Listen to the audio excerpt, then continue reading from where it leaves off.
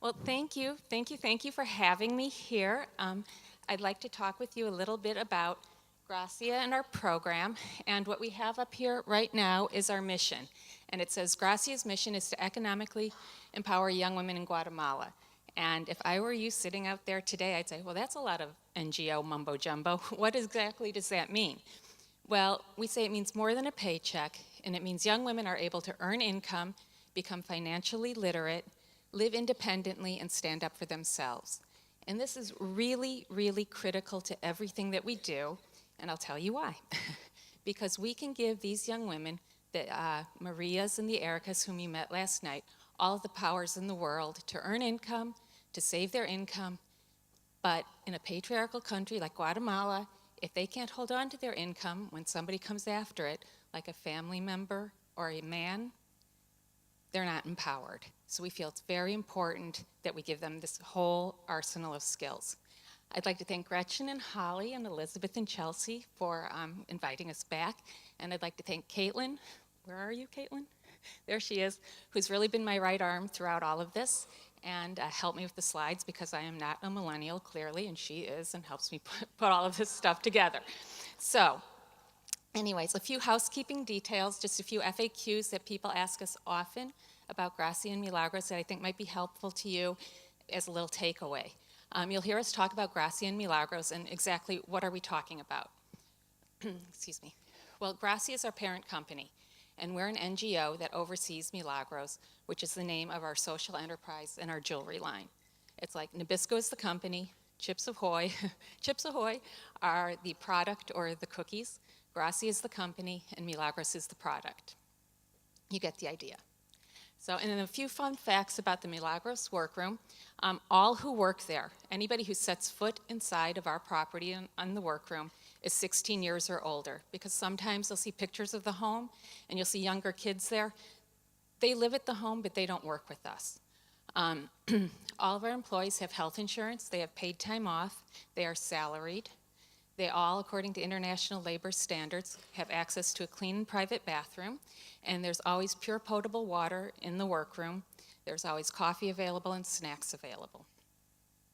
And to help us keep all of our players in this game straight, we have the young women we work with, like the Ilmas and the Susies, the Marias, the Ericas. We call them our Las Mujeres Fuertes, our strong women. And we also work with the farm team, whom we call the apprentices. They are girls who are 16 years or older, and they're still in secundaria, they're still in high school, and they're our apprentice team. So this morning I'd like to talk about Gracia, Milagros Jewelry, our Gracia model, and our impact. Exactly how are we moving the needle here? On Thursday and last night, Elizabeth spoke about the stories and how important it is to understand the story behind the product, and I'd like to share one of Gracia's stories with you. Okay, so let's look at these shoes. They're cute, right? Designer? Nope. Air Jordans?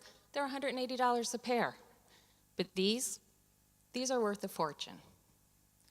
The shoes belong to Maria, and Maria, whom you saw last night, has lived at the Casa Hogar for 10 years. That was nearly half her life. She came from a family of 11 children. She was fourth in birth order and one of two girls. And Maria grew up in a home where abuse was fueled by alcohol and opportunity was non-existent. And as a girl in her family, formal education was neither valued nor likely. In fact, it was her aunt who led her to the Casa Hogar to keep her safe and to help her and to allow her to attend school.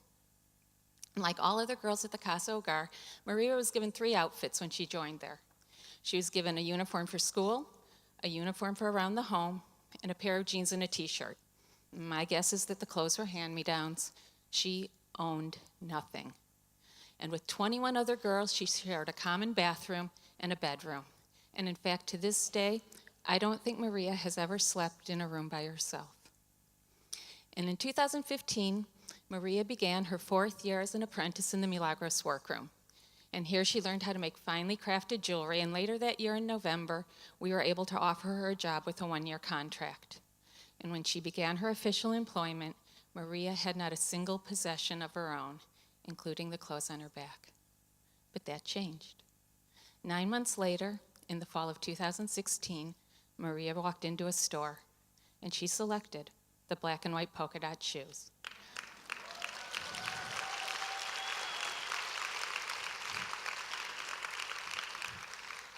Maria, she threw her good money down on that counter, and for the first time in her life, she owned something. And these shoes, they are the actual first step on her path to economic empowerment.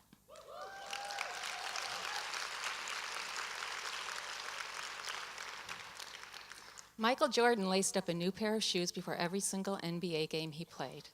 And he said he liked the excited feeling that the shoes gave him, and they helped him prepare mentally for his game. And while these black and white polka dot shoes might be a little bit broken in, a little bit worse through the wear, I have to believe that every time Maria laces them and puts them on, she feels well prepared for her game.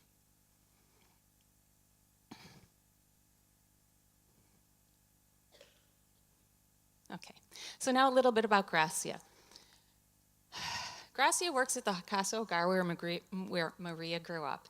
The Casa Hogar is a home for abused, abandoned, and indigent girls in Jalapa, Guatemala.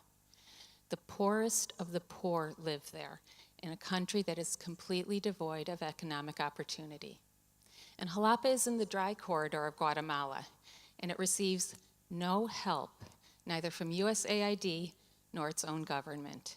And it is here where Gracia works to economically empower young women like Maria via its Gracia Entrepreneur Training Program, or we call it GET.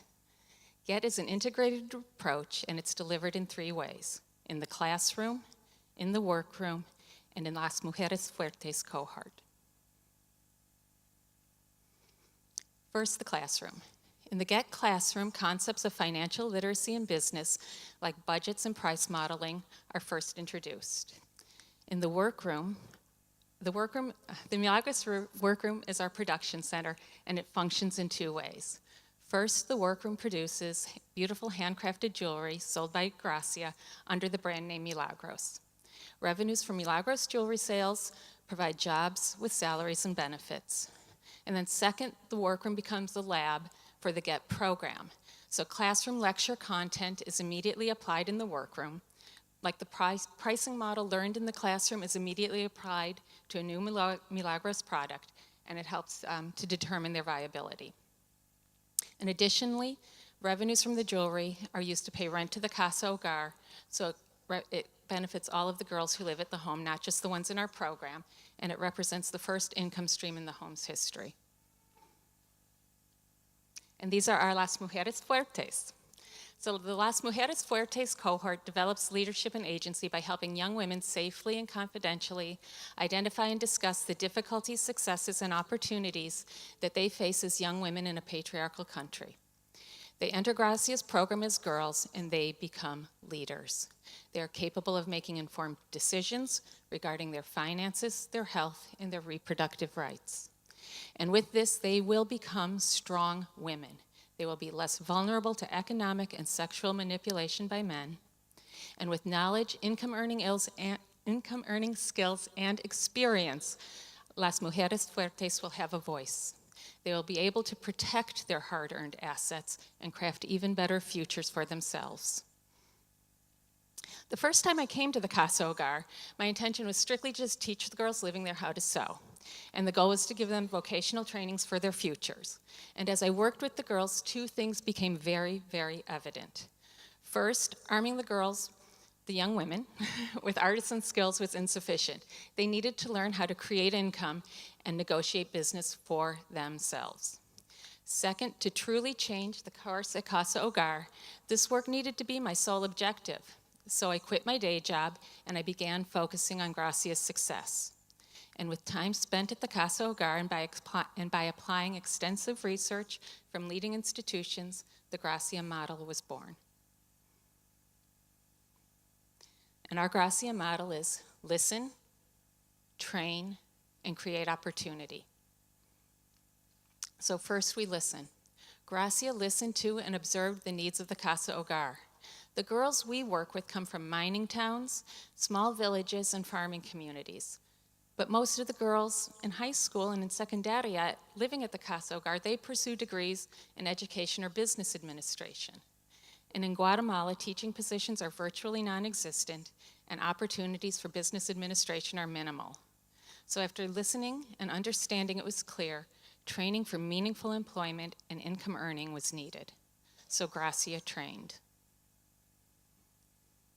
Gracia trains the young women to have meaningful life skills. These are skills that go beyond the immediate paycheck. In the Milagros workroom, Las Mujeres Fuertes completely manage its operating costs, its production, its logistics, shipping, and inventory, and training the other young women to make jewelry. These are the skills that will increase their lifelong employability, not the jewelry making. The jewelry making is one-dimensional. And to say that they manage the workroom is not an exaggeration. The Las Mujeres Fuertes, they make consequential, real-time decisions. These are the decisions that impact our bottom line, Milagros' bottom line, and more importantly, their own incomes.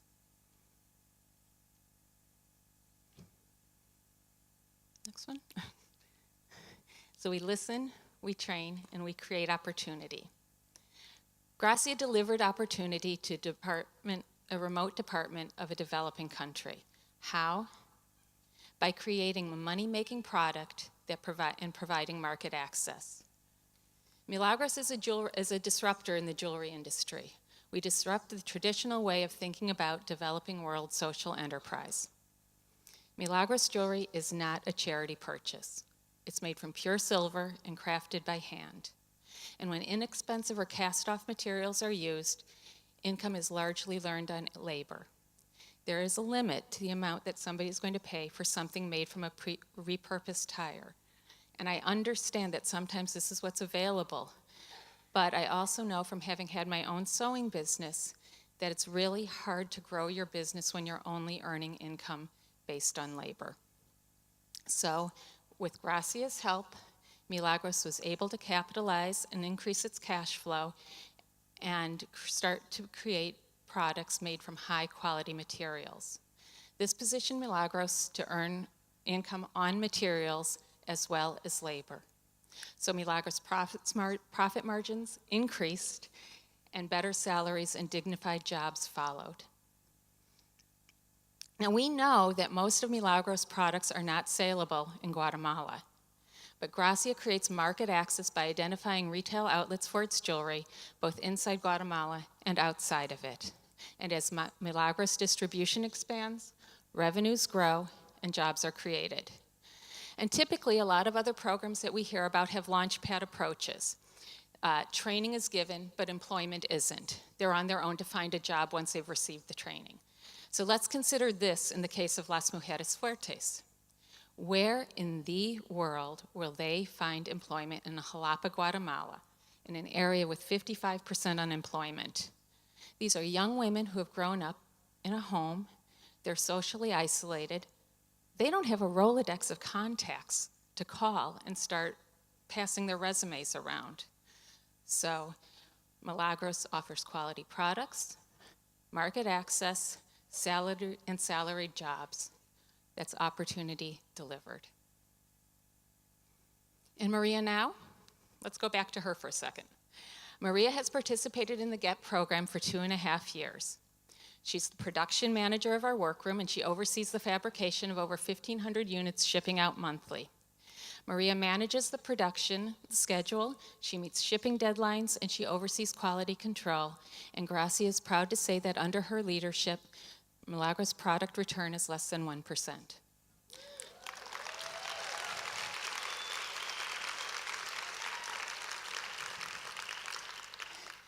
And Maria says that GET and her employment have taught her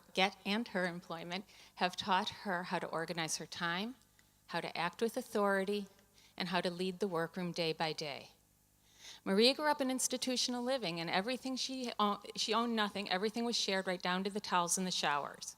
Now she lives independently in an apartment with her friends. Maria buys her own food, her own furniture, and shoes. So Maria is the first in her family to have salaried employment and savings, including savings for her retirement.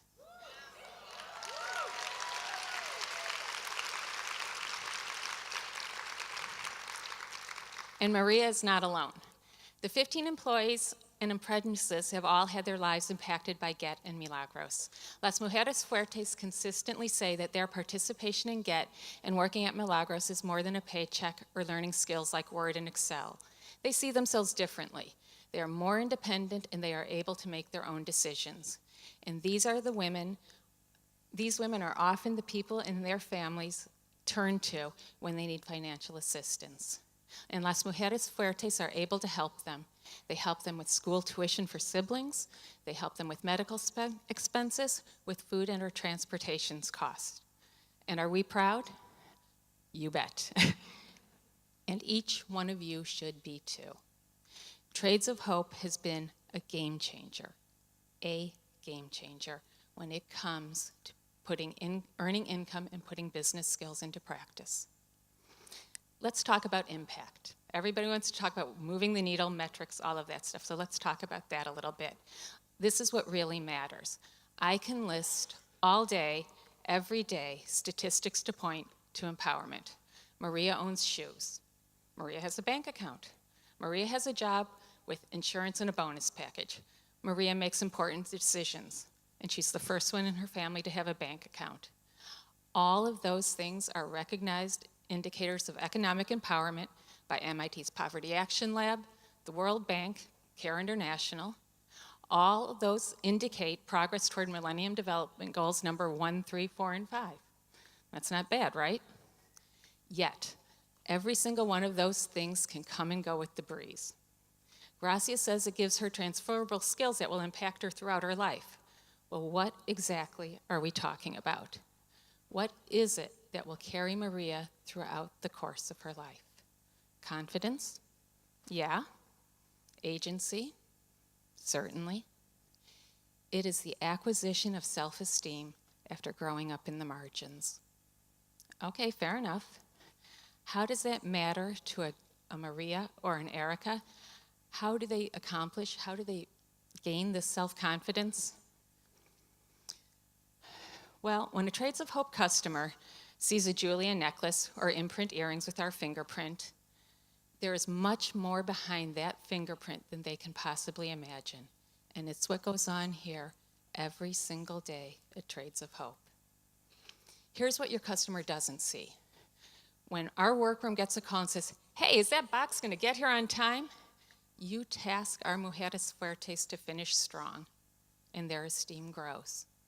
And when you say, hey, you need to learn English, I'll invest in you, you help them build their arsenal of capabilities and resources. That enriches them, and their esteem grows. And when Julie, Roxana, and Rachel sit in front of that Skype screen and say, okay, show me what you have for us, and they give them feedback and constructive comments, their esteem grows. Why? You have met them as professionals. These are not girls you feel sorry for. This isn't patronizing. Instead, this is Trades of Hope saying, this is business, and we know you can do it.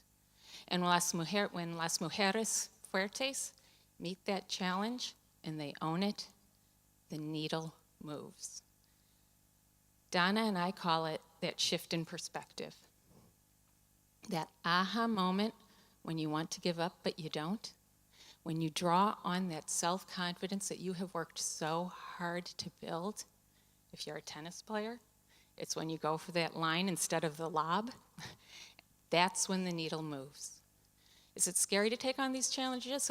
Yeah, you betcha. I carry tremendous fear. You can call me anytime at 2:30 in the morning. I'll be up. Will we make payroll? Will I get that box out? Will they get that box out on time? Do they have the new designs to send to the client? And I've learned to welcome that fear. I don't ever want to lose that fear.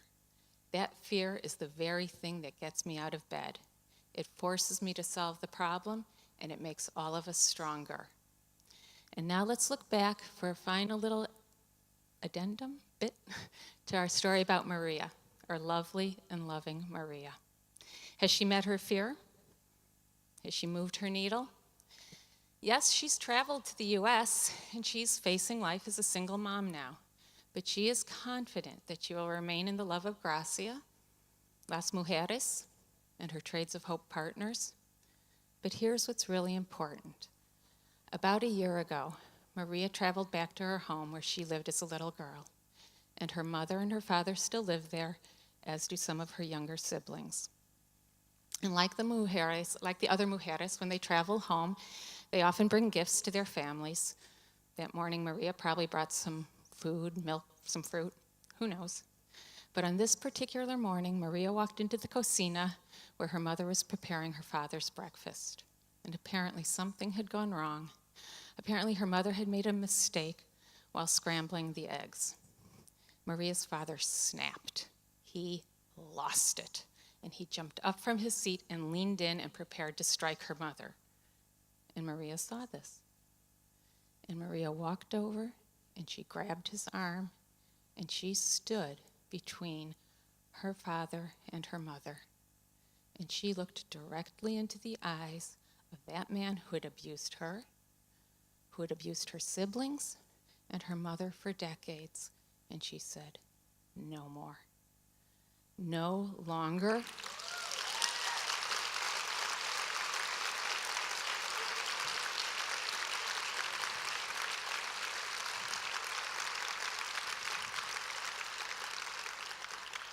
She said, no longer will you treat me or my mother as you have. And she did not move, and she did not back down. And slowly, and likely reluctantly, he listened. Needle moved.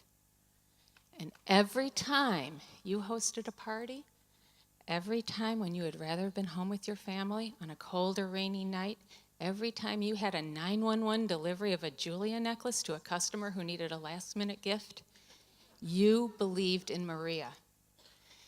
And Maria began to believe in herself. To me, our fingerprint is not cute. It is the mark of an empowered woman. And it is